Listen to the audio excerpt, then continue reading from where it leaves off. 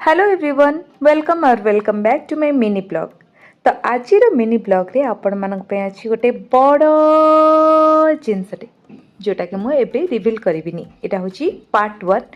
Second part रे आपण माने गेस करला परे जे रिवील हबो ए प्रोडक्ट टी कोन। बेसी बड़ प्रोडक्टटा नुहे किंतु कार्टनटा बहुत बड़ थिला।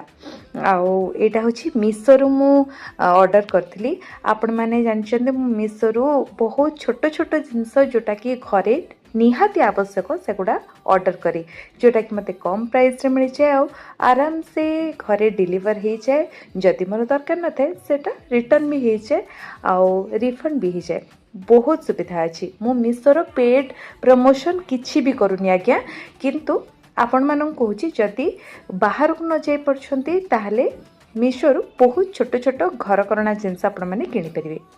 हो छाड़ंतु ये देखो बड़ पार्सलटा मत रिसीव होती मत बहुत कष्ट हो काढ़िया कहीं बहुत सुंदर भाव से मैंने यहाँ को पैकेजिंग करा भितर मो झील टिके हैरान करुच्ची भितर मत आसी किसी ना कि पाटे खुआई दूची एमती आमर घरे चली थाए।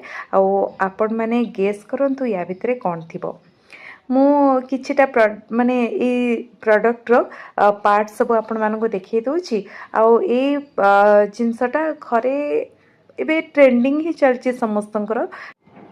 आउ मु भाबिली मु कहीं बाद पड़िबी सबुथरे तो पछुआ हो जाउची ब्लॉग भी अपलोड करला को पछुआ हो जाउची सेथिपई जिनसटा किनिदे सेथरे तो आगुआ हेबी।